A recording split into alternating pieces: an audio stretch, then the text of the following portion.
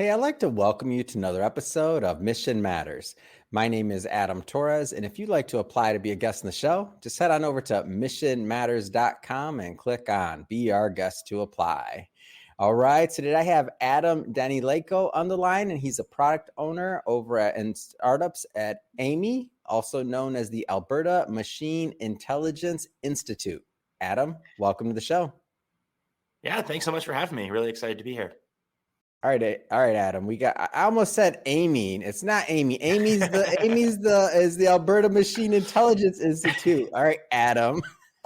Yeah. Gotta love another Adam on this show. So excited about today's topic. So we're going to talk about how AI optimize processes and how it can optimize processes and also enhance customer experiences in businesses. And also, we definitely got to talk about. I think you got the third annual conference coming up for Upper Bound, which is a big AI conference. So we're going to get into that as well. But Adam, I think you already know the drill, and so does my longtime listeners. We're going to start this episode the way that we start them all, with what we like to call our Mission Matters Minute. So Adam, at Mission Matters, our aim and our goal is to amplify stories for entrepreneurs, executives, and experts. That's our mission. Adam, what mission matters to you? Yeah, so at AMI, our mission is AI for good and for all. And my team, the startups team at AMI, directly supports that mission by helping and supporting tech startups across Canada and beyond to explore, build, and commercialize AI and machine learning technologies. And we help those startups do that in order to help them solve some of the world's biggest challenges. And so, for example, one of the companies that we've worked with is a company called Echo, and they've developed a system to diagnose a variety of different conditions using machine learning and ultrasound images. And one of their first products in the market is detecting infant hip dysplasia. And so they're able to use AI and machine learning to help save thousands of people pain and suffering later in life, because if they're able to diagnose it when it's a baby, they're able to treat it and stop that person from having conditions like osteoarthritis later in life. So it's these kind of challenges that I'm really passionate about and what really matter to me. It's amazing. Love bringing mission-based individuals on the show to share, why they do what they do, how they're doing it, and really what we can all learn from that so that we can all make a difference there. So great having you on. And I guess first thing first, man, tell me about this conference. So Upper Bound, tell me about how all that came about. Yeah, awesome. So this is like you mentioned earlier, this is our third annual Upper Bound conference coming up. We actually host it in person in Edmonton, Alberta, in Canada, from May 21st to the 24th. And so it's very interesting in terms of your traditional AI conference. So a lot of AI conferences either are really academic focused or really industry focused. Ours is actually a blend of both. So we have some really deep AI academic sessions led by our researchers. And these are world leading researchers in AI machine learning. But then we also have industry sessions where we can bring industry together. I'm leading a whole track of sessions on startups. We're leading a track on venture and AI. And so being able to bridge the gap between academics, early career professionals, startups, industry, and bringing everybody together into one conference, it's a pretty special place. Now, I know that you mentioned this is the third annual conference. Have you been to the conferences in the past? Were you with Amy back then, or is this your first conference? Give me a feel for what you're excited about. Yeah, totally. So I've been at all of them. So this will be my third one as well. Yeah. And so the first one was actually, it wasn't even called Upper Bound in the year one. It was called AI Week. And it was a celebration of 25 years of AI in Alberta. And so that was what kind of kicked it off. And then last year we rebranded it into our annual conference, Upper Bound. And last year we launched with a couple sessions around AI and startups, and they were very popular and very well attended. So this year we expanded it a lot. We have, I think, close to 10 different sessions on AI and startups. We added a venture track, but there are tracks. I think there's over 20 different tracks of topics and sessions across the conference. So in basically anything, AI and insert topic here, right? AI in bio, AI in health, AI in law, AI in everything. So there's a ton of different tracks, which will be very interesting to attend. What is like the attendance like? Like how many people attend this conference roughly? Yeah. So Yeah, we're projecting over 5,000 attendees this year. Wow, Coming, that's yeah, massive. yeah, yeah, it's a big deal. Yeah, so around 5,000 attendees coming to Edmonton. We host. We're I think we're projecting over 1,000 talent bursaries as well. So this is where people have been able to apply from around the world to come Mm, to the conference, and if they receive a talent bursary, then or if they're selected for a talent bursary, then mm, they actually get reimbursed for their flights and hotels and things like that to come to the conference as well. So last year we had people from over 50 different countries around the world come to Edmonton for the conference on one of those talent bursaries. So I definitely think it's Canada's biggest AI conference and mm, one of the bigger AI conferences in the world for sure. mm. What do you think draws people to it? Like, what do you think, other than to hang out with you and like what do you think draws people to the conference? I mean, obviously, I'm the number one draw. No, I'm just kidding. I think it's that real mix of academic and Mm, industry focus for the conference. So at Amy, we have some of the world's leading researchers in mm, AI and machine learning that are part of our research group here in Edmonton at the University of Alberta and mhm, at some other institutions across Canada. I think being able to come and interact and hear from the world leading researchers in AI and machine learning is wow. definitely something that people are coming and have been coming for and will continue to come for. And Mm, so a lot of those attendees, it's a really good mix. Early career AI professionals, people who are doing their master's, PhD, postdoctoral mm, studies in AI machine learning from around the world, local business leaders from here in Edmonton, as well as people from around the world that are yeah. interested in AI and machine learning. How many speakers? Like you mentioned a bunch of breakout sessions and others, Yeah. so I'm guessing there's going to be a lot of different speakers. Like how many roughly would you say? Because that's a massive conference.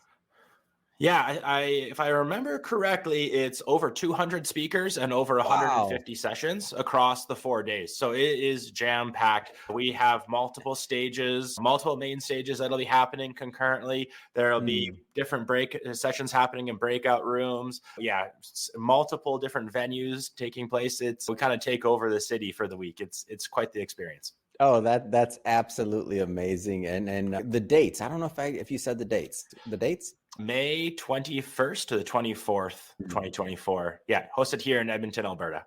That's awesome. And we'll put more information in the show notes about the conferences Yeah. as well. And oh, while we're talking about website again. The website for that is upperbound, UPPERBOUND.ai. And tickets right Fantastic. now are 40% off. So there's an early bird discount, 40% off tickets Oh, available that's right now. big. All right. And Yeah. man, I love the early bird, Definitely. especially when you know you're going. And not only Yeah, early bird in 100%. terms of percentage on ticket, but the sooner you buy your plane ticket, normally works out for you too. So all good. Yeah, totally. 100%. So let's go further. I mean, based off our discussion so far, I think I think the audience understands that is a big deal when it comes to AI and in this space, especially in Canada and worldwide. You mentioned over 50, people were represented from over 50 countries in the last conference. But that being said, let's take maybe a step back. I don't want to get ahead of myself here, and just tell us a little bit more about Amy overall. Yeah, so we're a research institute, like I said, based in Edmonton, Alberta, in Mhm. Canada.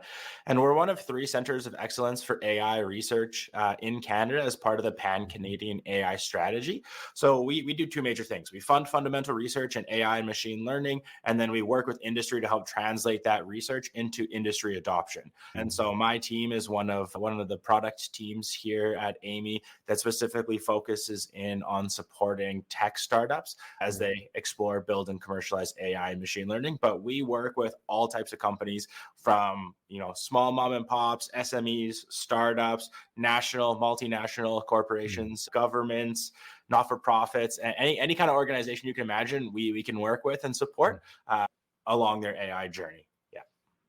Wow, that's interesting. And so, like, what are the types of companies that you typically work with? Like, give us a feel for that. Mhm. Yeah, so specifically on my side, on the startup side, Mhm. we work with, I guess, two major types of companies. The first is startups that have a product in market that's not using AI, but they Hmm. want to see how it can be applied to their business. So we can Hmm. help them look at their business, see where those opportunities are, evaluate those, think about how they could be solved by AI and machine learning. So that's kind of the first type of company. The second type is companies and startups that are already AI companies. They already have machine learning deployed in their product. It's in their customers' hands. And for those ones, we provide more of a longer term coaching program for them, where we bring in their CTOs and their technical leads, provide ongoing coaching over the course of a year, really providing a lot of value to them that way. And then in between that, those are kind of like the opposite ends of the spectrum in terms of the AI adoption. We have programs across our team to help companies scope out a specific problem, build them a roadmap, source talent, and actually build out a solution for them. And then, like I said, coach them once it's already deployed. And so one of the things that you're known for, and you mentioned it in our conversations, is AI for good and for all. Like, what does that mean for you in the mission?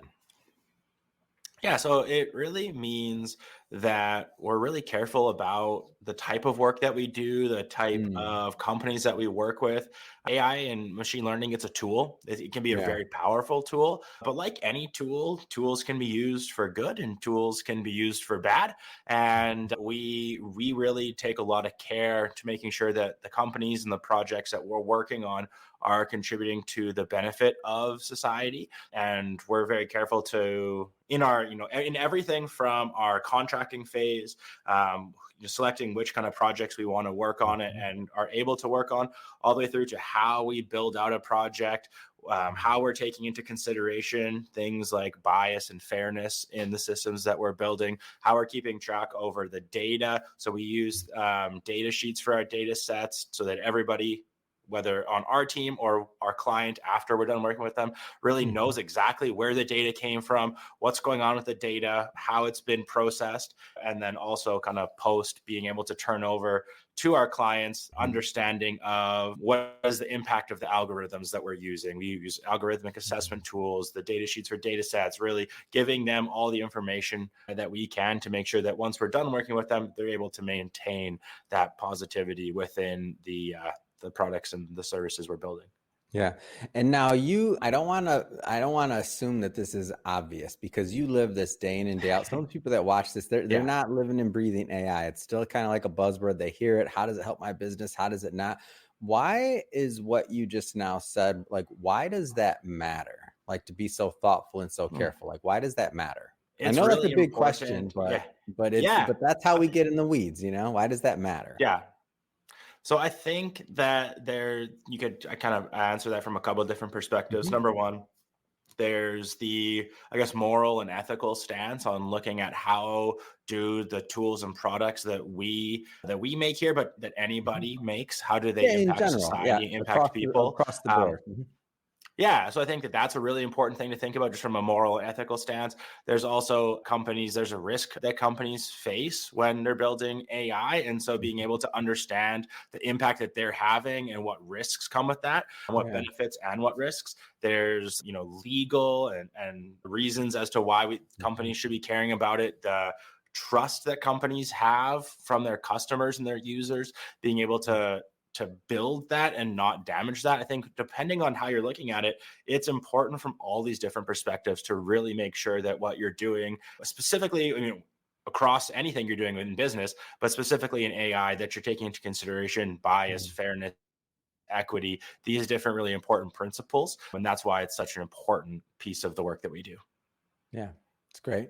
I couldn't let you off the line without talking about generative AI. I mean, that's in the news. That's what we're talking about. Every new update we get, this is the new, what we're talking about just overall. So generative AI, where's your stance on that? And where we're at? Yeah, it's really cool. I mean, it's been the last, 15, 16 months. It's been every conversation. There's been lots of conversations here about it. And I think every company we've worked with over the past year and a half has been chatting about it. I think it's amazing. It's definitely a product. ChatGPT is a productivity tool that I use to make myself more productive in my role. I think it's something that most people should be using in some way, but anytime there's a new technology, it's really easy for society, for people to fall into the trap of this new tool will solve all of my problems. And it won't. it is a really good tool and it's really good at specific things, but it's Mhm. not the be all end all. And there's a lot of other tools and other ways of thinking that I think are that we need to not fall into the trap of thinking that generative AI or chat GPT is going to solve everything. Yeah, it's great, but we need to Yeah. kind of also temper expectations with it. So you have a much different vantage point than most, specifically in working with so many startups, right? Especially on the product side, Yeah. and especially for companies that maybe haven't used much AI or just are just thinking about or testing the waters on how it can improve their business. And I know this is going to be different for every company, size of company, industry, or otherwise. But in general, let's generalize a little bit here. What should companies be thinking as they start to kind of get into those AI waters? Like, how should they be approaching that topic? Yeah. I think number one, thinking about it early is going to be really good. So thinking Yeah. about it before you need a solution built, thinking about it early. Because when it comes to a normal software development, you can build a tool and then deploy it. When it comes to AI, oftentimes what you need is a ton of data to even Mhm. train your system on. So even if you can build a system, if you don't have the historical data that you need to train the system on, Mhm. you now have to start collecting that. So I Mhm. like to tell companies to start thinking about what you want to build and then collecting the appropriate data as early as possible. And Mhm. collecting the appropriate data is important. You don't need to be collecting everything, but collecting the things that you will actually need in the system to get you the answers that you're looking for and to answer the Mhm. questions you're asking the system. That's really important. Mhm. Starting early, starting before you need it, and then building over time. Starting with, we like to always make sure that all the projects we're working on are providing business value to our clients. And so Mhm. we get them to think about what is the value of the system that they're building. What is internally the value? What's the value to Mhm. their customers? What are the risks associated with it? And really helping them identify what are those low hanging fruit to start with. Get some Yeah. wins under your belt. Get your team Yeah. used to working in this space and then build up from there. It's kind of like that the Rome wasn't built in a day kind of Yeah. philosophy. And I think that really fits here is you're not going to start by building the Colosseum. You're going to start by Yeah. building something small and building your way up. Can you give an example? And you don't have to drop any company names if you don't want to, no Yeah. big deal. But in general, can you give an example of maybe a company that's kind of gone through that process, whether it's, again, from the product side, like they developed Mhm. something, they had to, they trained it, they implemented it, and what their end goal was, just to shed a little bit of light for those that are out there kind of still trying to wrap their head around this. Yeah, of course. So a company that we have worked with, they're out of Calgary, which is a city Mhm. just a few hours away from us, is this company called Routique. And so they do a lot of logistics and supply chain work. And we Mhm. did a project with them. It was a big year plus long project around the future of warehousing. And so being Mm. able to look at how products move within a warehouse, how How to make fun was sure. that? Hold on, before you move on, how Yeah. fun was that for you to even get to play with that subject, the future of warehousing, man? Yeah. That's an interview in itself, but that must have been a Yeah. lot of It's pretty fun. cool. Yeah. Yeah, it's they're doing some really cool stuff, and Mm. so I think that's a really cool use case. That Yeah. project had multiple different use cases on it, but one of them was looking at that and how products move, how to best pack trucks to make shipping more efficient, Wow. different things like that. So they're able to, we started working with them a few years before. They've been doing some more basic Mhm. AI stuff over the last 20 years in terms of delivery management and route optimization. And then we've been working with them quite a bit over the last couple of years to Mhm. help them really level up their AI game and expand their AI team quite a bit, Mhm. which has been awesome. They're doing some really cool things. And they're really leveraging the tools in order to make their processes more efficient. Because I think a lot of startups in particular, when you're able to start and your scope is this big, you can Yeah. run on manual processes for a lot of things. And then once you start seeing that hockey stick growth and you're looking to expand and grow, Yeah. whether that is geographically to more types of products, more customers, your manual processes really start breaking down. And you Mm. either need to go from, oh, I had one person who was scheduling drivers in this area when I was only doing my neighborhood or my city.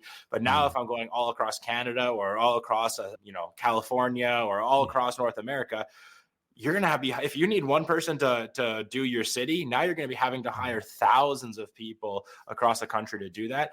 Mm. And that's often not feasible for a lot of startups. And so that's when they're starting to expand and really scale their operations is when we see a lot of startups really be able to take best advantage of these types of technologies.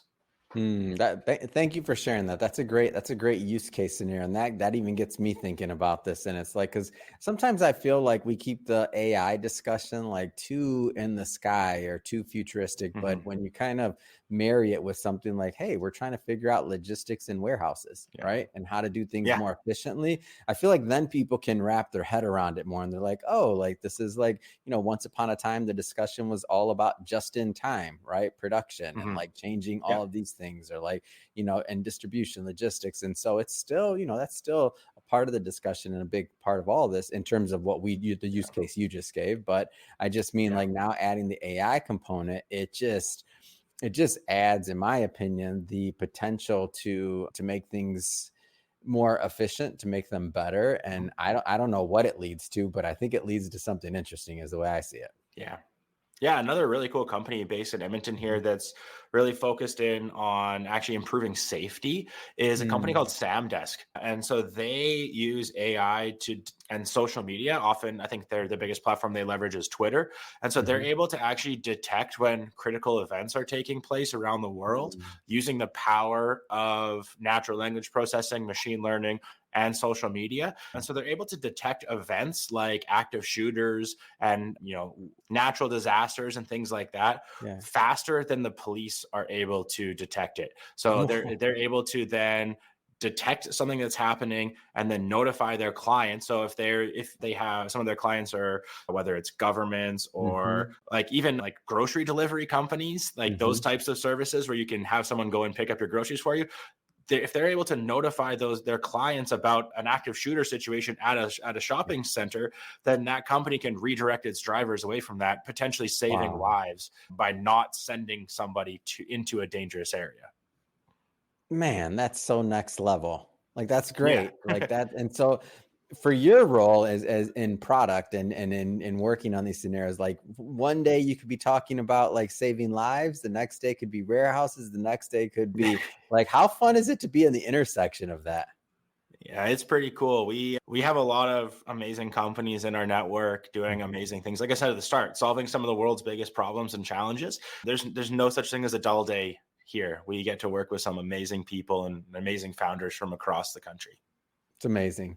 Adam, well, hey, I just want to say it's been great having you on the show and providing new insight and angles for me personally as I learn through and navigate. I'm not in AI day to day. I mean, I do interviews about it Yeah. very often, but I'm not in it day to day. So I love to see, smart, intelligent people like yourself and all the people really over at Amy. I know it takes a team to do this, but really helping to advance AI overall in industry and for society. And again, AI for good and for all, which is your Yeah. tagline. So thank you for coming on the show. I do want you to leave that website again for Upper Bound. And also, if people just want to follow Amy or even follow your work, like, how do people connect? Yeah, awesome. So upperbound.ai is the website for our conference. Like I said earlier, 40% off tickets until the Yeah. end of March, I believe. And then to follow our work, check out what we're doing here, reach out to our team. You can go to amy.ca. And so it's AMII.ca. We have all of our different programs listed on there. We have an intake form. So if you're interested in working with us, seeing how we can support your company, you can fill out the intake form and then our team will reach out to you and set up a chat. Fantastic. And for everybody watching this, we'll put the link in the show notes, all that other good stuff, so you can go over and check it out. And speaking of the audience, if this is your first time with Mission Matters, we're all about bringing on entrepreneurs, executives, and experts and having them share their mission, the reason behind their mission, why they do what they do. So if you haven't hit that subscribe button yet, this is your invitation. Hit that subscribe button, because we have many more mission-based individuals coming up on the line, and we don't want you to miss a thing. Adam, again, thank you so much for coming on the show, and appreciate you coming on. Yeah, thanks so much for having me. It was awesome chatting.